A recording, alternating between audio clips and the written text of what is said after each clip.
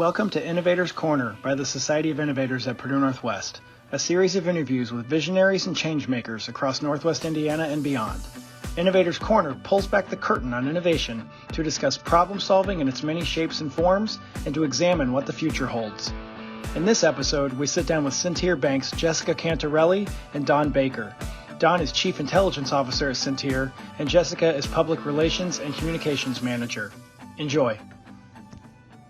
Jessica, and starting with you, and then Don, if you could just both introduce yourself and briefly, who you are and what you do at the company. Great. Okay, I'll go first. My name is Jessica Cantarelli. I'm the PR and Communications Manager over at Centier Bank. I've been with Centier about 14 months now. So I kind of oversee everything that has to do with outward-facing communications, internal website communications, social media, and content. Okay, great. And I'm Don Baker. I'm a CIO, also a senior partner here for the bank. So everything related to technology, as well as our project management, our office of the PMO, business process optimization, those types of areas and disciplines, our data services groups roll up to me. I've been with the bank now for over 4 years. Okay, fantastic. Well, thank you both. Appreciate you both carving out the time, and thank you for those introductions. So really the first question we had this morning was looking at Centier and again, this legacy company and just long decades of success, right? I mean, Centier is celebrating your 125th anniversary this year in 2020. I guess, what do you attribute to that to the company's stability? How has Centier been able to survive this long? I can go ahead and take this one, Don. So Centier has been around for 125 years, like you said. It started in Whiting, Indiana. Our founder, Henry Schrag, who is our current CEO and chairman's great-grandfather, he immigrated over from Germany and saw a need in his community for a bank. So with, Standard Oil moving in and some land, and all of a sudden we have Bank of Whiting. So Bank of Whiting was just a staple of the Whiting community for many years. It was just one building, one bank, and there it was. But when Henry's grandson, who is Mike's father, took over the company, that's when we started to see a lot more growth. When Walter Jr. and Mike were kind of working together in the 70s, that's when we started expanding, opening more branches in Northwest Indiana. We were first Bank of Whiting then. And then in 1995, we changed the name to Centier. It's kind of a hybrid of Center Street and Premier. I think the idea was Premier Banking, something like this. But Center Street was in there because that's where the original building was. So Mike, our current CEO and chairman, he has been running the company since the 80s, the early 80s alone. And we just always say he's such a visionary. And he has taken, community banking and elevated it really to the level that all of these big banks are kind of playing at. We have a huge corporate center. We have a huge corporate campus. We went from having a handful of branches when he came into leadership, and now there's 64 throughout the state. So we've really been able to kind of bring, that level of service and accessibility to clients that they would receive at a BMO or a Fifth Third or Chase or, those recognizable names that if you're out of town, you can kind of find one if you're in the middle of Nevada or something like this. But when you're in Indiana, you know that you can find your Centier Bank. So we have 64 branches. We have grown exponentially in the last, couple decades, and are continuing to do so while, we're seeing a lot of banks kind of pull back on that. And then we have just such a tight-knit kind of family feel in our company. The family is so accessible and visible, and Don and I can work together even though we're in completely different departments overseeing completely different things of the business. So there's so much to be said about the tight-knitness of Centier. Mm-hmm. And I think that our clients really feel that too. So yeah, I think that's just kind of our brief rundown. Yeah, no, thank you for that. Obviously, a very full history, and I guess Don, this probably does cue up a question, more for you. If we look at, really call it the digitization of, all industries, but certainly the bank industry in recent years. I guess, in your work, how do you go about balancing the traditions of this century-old organization, right? I mean, it's safe to say there's probably some, legacy practices around. Okay, this is how we always do things or have done things. Even some legacy habits of maybe older clientele that you're servicing. But how do you balance some of that with the need to keep pace in this rapidly changing environment of the 21st century, and again specifically as on the digitization side of things? Sure. Yeah, that's a really good question, and certainly something that we look to balance constantly. What I have found, particularly, and it's really a two-part thing, right? You've got the internal, and how do you get internal associates onto new platforms and get them used to thinking in different ways? And then you've got the client-facing side, and then how do you deal with your different clients and where they come from, right? All walks of life, all levels of comfort with digital and all across the board. So internally, what I have found, particularly at Centier, this is where the culture is so key and plays in such a vital role, is that individuals genuinely want and desire to do what is right for the company. They want to work and help support each other. They want to come up with the best solutions and really move things forward that is assisting each other and assisting our clients. So I have found that provided that you give good communication, that you have good training programs outlined, that you have a thoughtful approach about how you work through an implementation, and that you bring these associates along, they are more than willing to engage and do it. And from the technology side, I always talk to my teams a lot about making sure that you put yourself in that other person's position, right? We understand technology. We use this stuff all the time, and we're doing all sorts of things, but they may not, and they have different levels of comfort. So really get to understand, what are they struggling with? Let them ask any question, right? Be patient, be kind, be loving to them, and bringing them along through their journey. And then you get such a reinforcement. I mean, what we have found is by having that mentality, we get more and more tickets. Initially, at least we did, and those start to wane. But we had so many different things people had just not wanted to ask about before. And now they've been able to be comfortable that they can ask any question.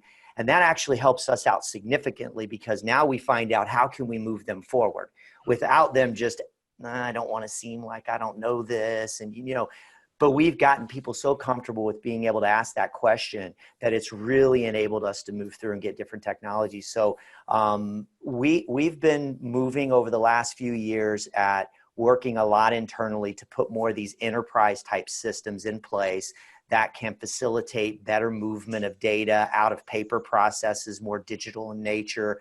That just helps out our associates day to day, but ultimately does help out our clients directly. And then on the client side of things, it sort of springs off that. As you get your own associates more comfortable with the technology, you start to get them more used to using the same things that we offer out for our clients. We've actually launched training programs internally, certifications that we do through our HRIS system. We use Workday, that we allow people to gain badges so that they can show that they have proficiency in using our digital banking products. And so by letting them badge up, they learn about the technology, they understand it, and now they can articulate that out to our clients more efficiently. So when they come in and they have that interaction, whether it's opening a new account or just somebody at their line that's been a client of us for 20, 30 years or more, they can ask them about it. Hey, do you do this? Do you do this? And they can tell on their account if they're enabled for digital banking or not. And so they can have those conversations.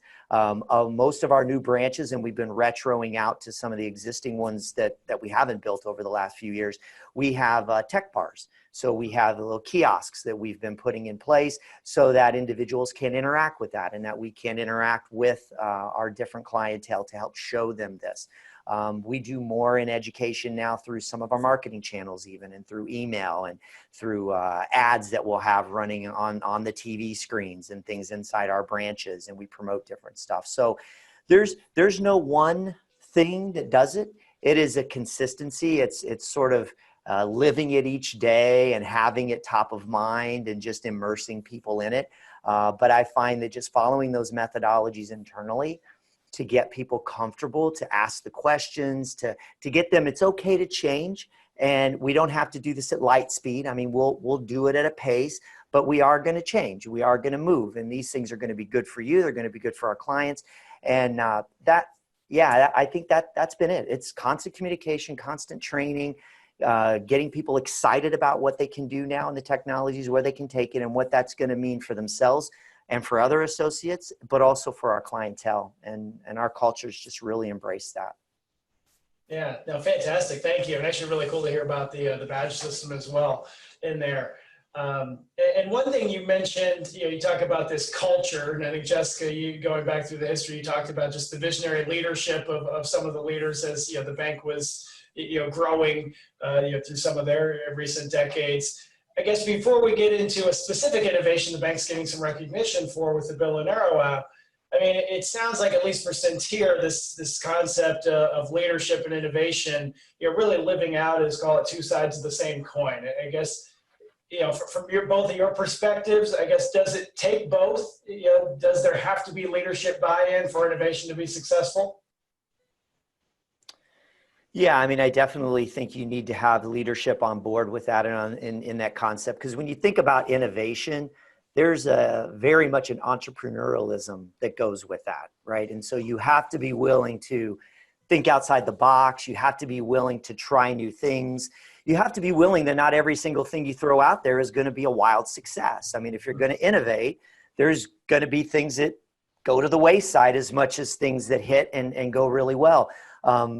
But what you find is those things that then hit really well, they make up for a multitude of the ones that went to the wayside, right? So, just having that willingness to do that, and really the leadership from Mike at the top.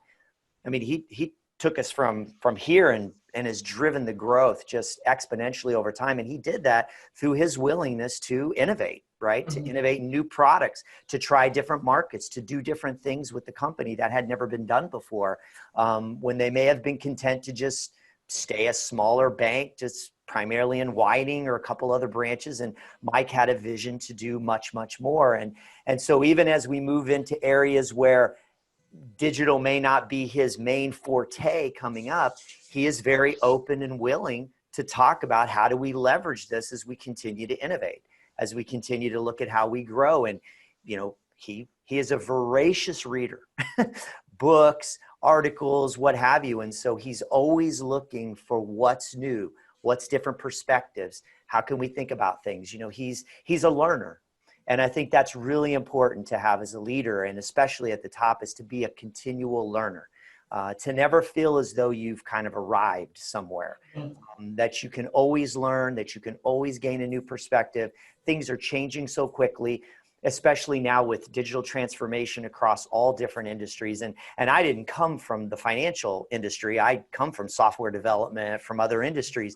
And so I've seen this digital transformation happen in multiple industries prior. And now it's really broadside, right in the middle of the financial industry is getting hit with this. It makes sense why they trailed, because, money is a big thing for people, as well as it's a very heavily regulated industry. So both those things, I think, coupled together has kind of caused that to be delayed slightly than what you saw in some other industries.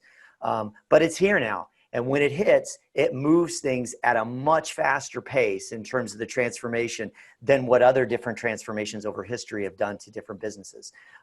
You sort of have to be prepared to do it in a much more compacted timeline. And Mike's willingness to be open to that has really been key. And really at all of it, the senior partner level, at our SVP level, and on down through the organization, all of our key leaders are really very entrepreneurial in nature. They really are. And in many cases, we have people running almost their own little mini businesses within Centier, which is really cool. And it just helps add to the thriving that the company has. You know, people like to be engaged in these things.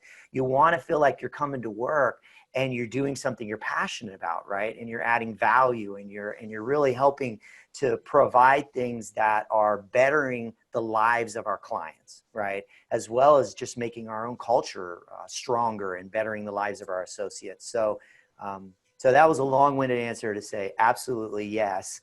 Leadership being bought in to me is a critical thing, and one thing that we are really blessed with here at Centier. Okay, no, thank you for that overview. And it sounds like, yeah, there's certainly the buy-in, but it sounds like you also have leaders that are very good models of that themselves. So it's great to hear.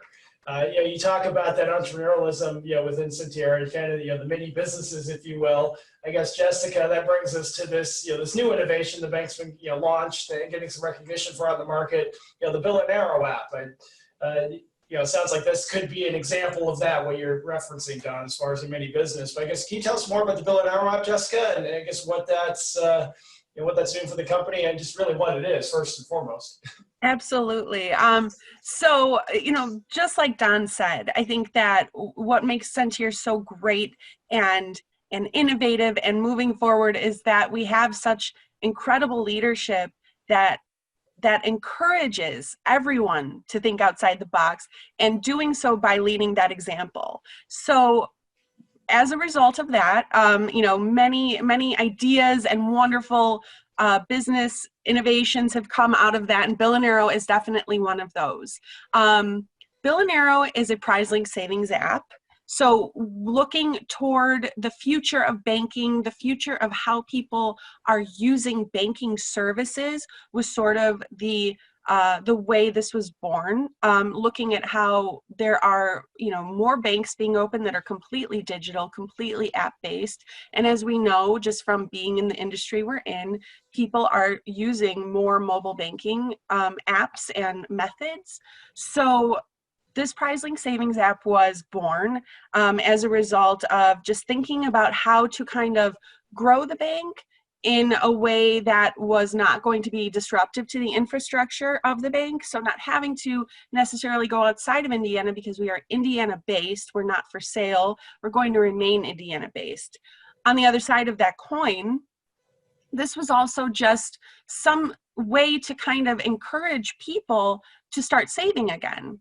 So, coming up with a product that was going to encourage Americans to begin saving in a fun and rewarding way.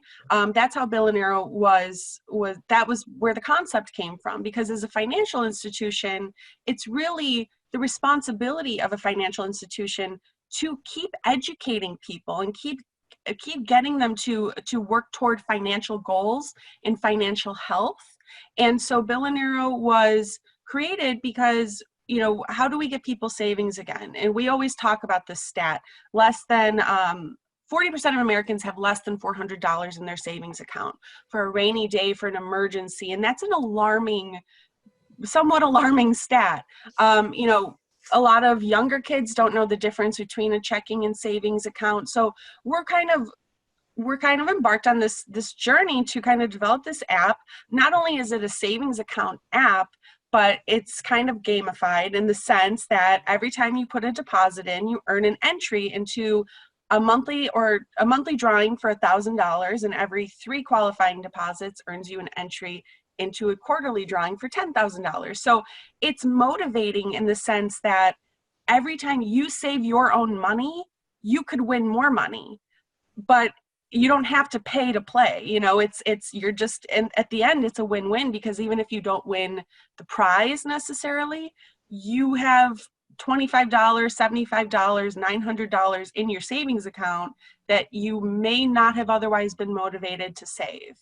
So we launched in August of 2019.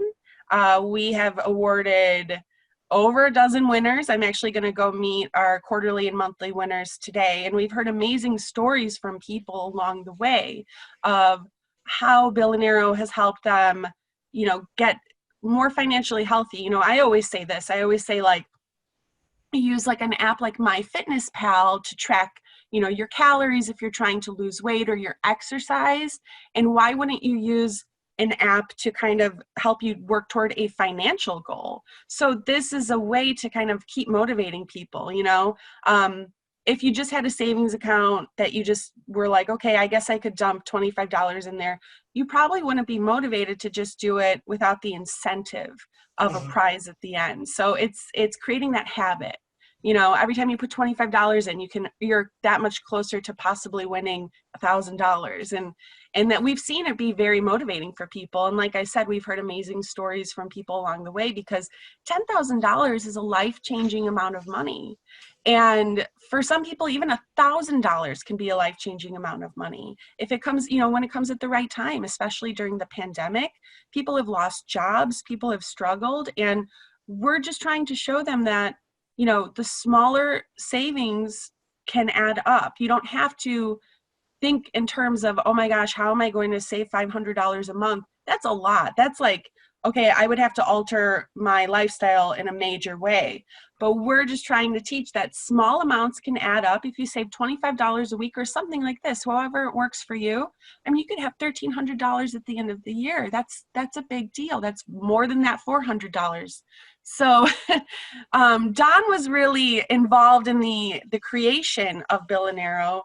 I kind of hopped on right when it launched, and I'm on the team, but Don can really speak to the you know, where it kind of came from. Yeah, no, thanks, Jessica.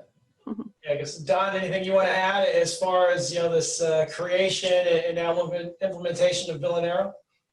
Yeah, you know, for us internally, it's really important to do things that are going to help add value to the lives of our clients, right? I mean, at the end of the day, the products and the services that we provide in and of themselves don't necessarily create joy for a human being, right? But if by that product or service, it can help minimize an individual's financial stress, it can help bring them to a better state of financial wellness, it can help educate them, so enhance their financial literacy. These types of things can ultimately help lead to a person's peace of mind and their own personal happiness, right? I don't believe that most people are out there looking at that they all want to be like trillionaires, right? I mean, yeah, people will say, oh, that'd be great, whatever. Most individuals want to be able to just feel like they're comfortable, they can handle things that are going on, they don't have to be stressed out about their finances from month to month, these types of things, and that they can then enjoy their family, they can enjoy the things that they want to in their lives, right? So that's really kind of what's at the core of Bill and Arrow, providing a fun way that individuals can interact with an application that doesn't feel like a typical banking app. I mean, if you've been in there, if you've had a chance to take a look at it, I mean, it feels like you're in there and it's like a game. It's like you're earning entries, you can track this. And if you go to the website, you can see we have the little countdown timer to when the next drawing is going to be. And so we try to create this excitement. And, you know, it's not often that you can have a chance to win something where you're saving your own money and none of your money's at risk, right? So we just thought this was a really cool opportunity to do something that it's not a new unique thing in the sense that it's been talked about. It's actually federal law allowed it, right? Because otherwise this could be considered gambling, and is the reason it was an illegalized thing before. But the government had acknowledged this. There were studies done around it about how do we get people incentivized to do savings activities. So we jumped on board with it. We thought, okay, there's not much out there in the market. There's not many doing something like this. We think this is a very interesting idea that we believe can add value to our clients. And while they may not have the same kind of money that they would invest in other avenues, this is a product that could resonate to everybody, right? It doesn't matter necessarily how much your paycheck is that's coming in. Everybody can take advantage of this with the barrier of entry of only $25. You know, there's no fees on the accounts. You could have it open and have nothing in there, but just for $25, you can actually earn an entry to win $1,000 for the month. And if you continue to put entries in, even $75 just in a month, you could win $10,000. So as Jessica said, we've heard some really cool stories. We've had first responders that have won and it's been touching to them. We've had individuals who were teaching their kids to save money for college and for other things, and they've won, and just like mind blowing, and small business owners, and just all across the board that we've heard these stories. And so it's just been really, really cool. And again, it just reemphasizes Centier's ability to connect into the communities. Now it allows us to take at a more broad level across, we're in 12 different states with this product, being able to take that Centier community interaction that we like with our clients and bring that out into multiple states. Because in our more traditional side of the house with Centier, we are looking at maintaining our physical presence in the state of Indiana. And that hasn't changed in our plans, but this gives us another avenue to be in 12 states, to be offered strictly just in a digital sense. I mean, there is no true brick and mortar store for Bill and Arrow. It is all handled through a mobile application.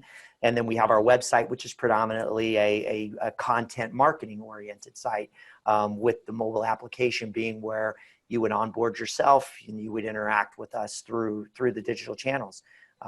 So yeah, that adds a little bit more color to it, but it was a really cool endeavor. We had multiple different teams involved across the bank. So just seeing that collective entrepreneurial nature come out again across the different leadership and the individuals that we had involved in that core group as we worked across it, was a really, really fun, engaging project that ultimately we believe added a product that is of real value to our clients.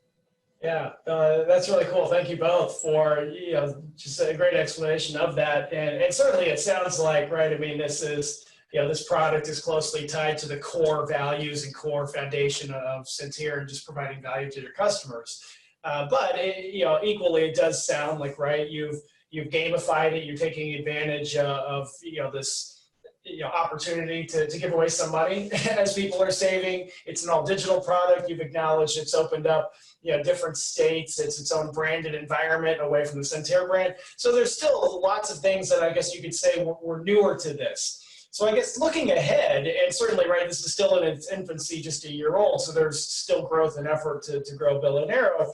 I guess I'm curious, what is the process of developing Bill and Arrow done for your team? What now is Centier equipped with, and what have you learned when it comes to how you innovate and develop programs, from the cross collaboration, maybe some internal processes, to what does the next future thing look like because of some lessons you've learned? Yeah, so I mean, definitely from an internal perspective, just in terms of, I think one of maybe the interesting things for me to find out was maybe what I guess I could call a latent skill people had, or things I wasn't aware of, was just some different elements of what individuals could bring to the table. So I think when you've got projects like this going on, you learn different things about your own associates. You learn different creative skills they have, or different ideas and things that they can bring to the table that you didn't necessarily know before. So I really think this has, at least for me, and I think the ones that were closely engaged with this project have really taken a step back to say, we need to open this up more. We need to collaborate more and get more ideas from even broader ranges of associates to continue to see what's out there. There could be lots of other really interesting things that somebody has thought about or come across and wants to put it in different ways that we need to continue to talk about and unearth. So I think if anything, it's helped us to understand we need to continue to evolve internally about how we cultivate more and more ideas, how we do more brainstorming internally, how we come up with the next set of products and services, or the next set of ideas, or the next ways that we can engage more effectively with our clients in the digital channel. So that's probably one of the biggest things. We certainly have learned more about how to put processes around the different way that you roll out a product like this, because it was very different than doing just, say, a new checking account, right, or a new flavor on something. This was literally from the ground up, not only idea, concept, branding, positioning, but then working with partners on the development. I mean, it was it was like creating the wire screens, going through the whole thing, right? And it wasn't just like, oh, we have a platform and yeah, you can get an extra tab or, it's an extra button at the bottom. It was organically building all of this from the ground up. So from my vantage point, it was essentially like I was back in software development. It was literally looking through those processes of how you work through all this. And it helped us not only internally, it helped us in how we engage and work with partners through that process more. Because this was not just an out of the box third party, software product that was just laid in our laps. We literally contracted with a company that helped us build this from the ground up. And so being involved in all of that all the way along has helped us out significantly. I think it's also broken down any barriers of concern that can we do this? Mm-hmm.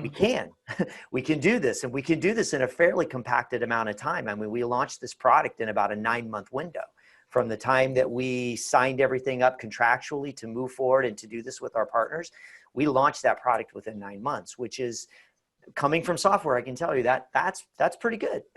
That's pretty good to be able to launch a product, have a website, have a campaign behind that within a 9-month period, and it to actually function well, right? We had clients on it. It was functioning. It was working. We really haven't had, thankfully, any sort of major disruptions on the platform. We continue to make enhancements and tweaks to it to refine it as we get feedback and we learn. But I think all of that, because you can have that fear of the unknown, and now we know. Now we know what it is to go through this. Now we understand. And so I think it really empowers us to be able to move into the brave new world and not shy away if we want to move into this. And so it's very much going to be a part of our strategy as we move forward to continue to develop and continue to press things into that digital realm, while still being able to offer our clients a physical location. If they are comfortable with that and they want to interact in those ways, we're still looking at meeting our clients where they are. We're not going to abandon that, but we are definitely fully embracing moving forward into these more digital realms as well.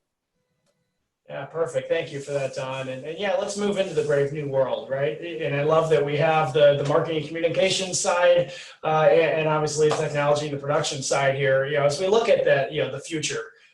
So I guess, there's really, I would say, 2 parts to this. There's just the future of banking in general, and then there's, specifically maybe some changes we're seeing from COVID-19. But, starting with banking in general, and obviously this conversation is related a lot to the technology, safe to say there were a lot of trends that were already happening regardless of COVID-19, where the future was heading, in this industry and many others. But I guess Jessica, starting with you, just from your angle at the bank, what are you seeing as the future of the banking industry, of the consumers and your clientele? Yeah, just what does the future look like, and what's that going to mean for Centier? The future, I can definitely say when the pandemic hit, a lot of industries had to mobilize. A lot of industries and businesses had to change their ways of doing things in a way that they never really saw coming. Thankfully for us, we had robust digital platforms available. We had mobile banking available. So from my angle with outward communications to clients, it was really just a matter of kind of educating and bringing over people to let them know how they can still go about conducting their banking services digitally, minimizing risk, and all of the ways we offer things. So I think definitely from my angle and from my perspective, we're seeing a lot more communication and requests and things coming through social media channels. People are less inclined to pick up a phone and make a phone call. They want chat available. Everyone is more inclined to just use their thumbs to get their answers and to do what they need to do than to maybe get in their car and go somewhere or get on the phone. But I think for what Centier is all about, we will always be that kind of hometown community banking feel, because I think another thing this pandemic has also taught us is that while we are very much a digital society, we still need that human contact. We still need each other. And there's so much to be said for getting in front of someone. And so from a client perspective, getting in front of a banker or going to see a financial advisor is still a need. So I do see kind of continuing on this like hybrid trajectory, where you have the digital components and that human interaction. I think a lot of banks and a lot of maybe industries are looking at the pandemic and the digital offerings as an opportunity to maybe cut resources, cut costs, move into like an AI kind of environment. But I don't see that for Centier because we are very much a community bank. We are very much faces and relationships. And I think that, maybe as time goes on and we see how you can maintain and build relationships digitally, I mean, we're doing it right now on Zoom, right? Perhaps that might be the future, but I would never really believe that right now if I said it. That's just not the culture that we provide at Centier. So this nice hybrid trajectory, like everyone can kind of have the best of both worlds. Yeah, no, that's great. I love that too, the acknowledgement that communication, right, is changing and has changed. Yes. That will carry over. So Don, and thank you, Jessica. And Don, looking more at, I guess, the product technology side, right? I mean, we've already talked about this new app that Centier launched, and specifically some elements there. But as we look at, right, again, cashless society and some of the trends we're moving towards, how, I guess, what does the future look like, as far as how people are moving money or even saving money, right? With the rise of, some of these roundup or micro savings type platforms that Bill and Arrow, starts to fall in as well. I guess, what does the future look like from the technology perspective? Well, I think, as Jessica alluded to, we were definitely blessed because in terms of being able to offer our clients a digital banking experience, we already had these tools available.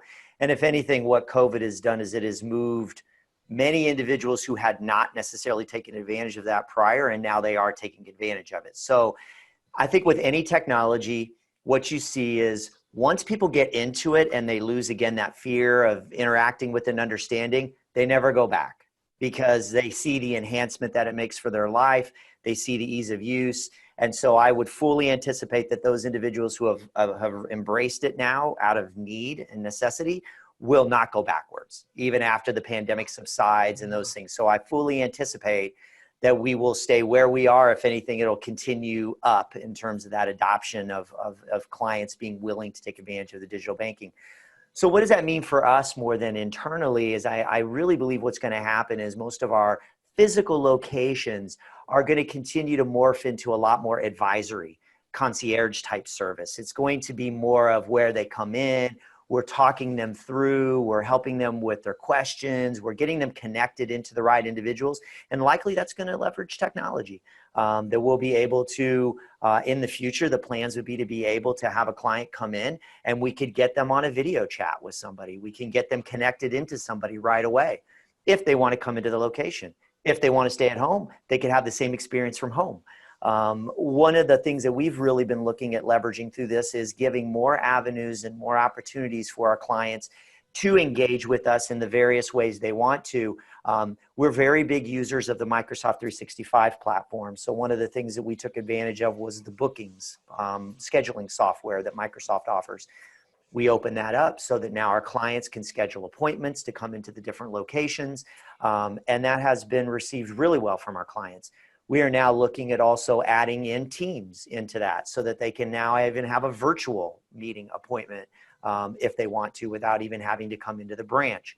So we continue to look at things now in ways that we can use technology, but with an eye always on how do we keep the human element in there, right? How do we continue to let them interact with a human being when they want to? If they don't want to, Jessica talked about the AI and it might be a ways away. I think we'll offer some of that through our digital channels. We'll get to a place to where we'll have virtual assistants and we'll have some of these things, but we won't make that where that's your only option. I mean, we have no plans for that. We still want to be able to provide the ability for clients as they want to move up that sort of hierarchy of communication, if you will, to get to a human being and to interact with them, whether it's just audio or audio and video or whatever they need, so that we can help really move them along in the process of wherever they are. We would just not change that mindset. We talk internally about a virtual smile. How do we bring that through in all of our digital technologies, that the clients still feel like they are cared for, we are serving them, that we genuinely want what's best for them in terms of how they interact with us. So I think that's what it's going to be. That's our motivation behind it. That's where we come from. And we will continue to morph the way that we utilize technology, whether it is through a physical branch or it's allowing somebody from the comfort of their own house to interact with us. Cashless is certainly something that we acknowledge. We have already been in testing around contactless cards with different things like this. So I anticipate that those will be areas that we'll move into in the future as we look at where things move like that. We already have the ability of putting our cards in a digital wallet. So that we've offered for our clients for a while now. So we will, as I'm sure, continue to see more and more adoption in that realm. And yeah, I mean, whether cash is there or not, I don't think it really impacts what we're doing for our clients and how we'd interact with them. We are still that safe, secure, trusted partner for where their finances are stored, right?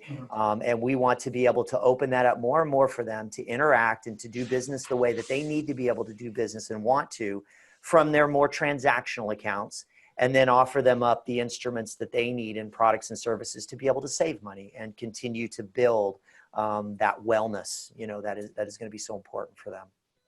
Yeah, really good. So thank you both for those explanations. I'd say regardless, it sounds like the future's in good hands at Centier. So I appreciate you both explaining that. And so just to officially wrap this up, right, that we are talking about innovation. So Jessica, I'll go back to you first. Just quite simply, just maybe a sentence or two. I mean, what does innovation mean to you personally?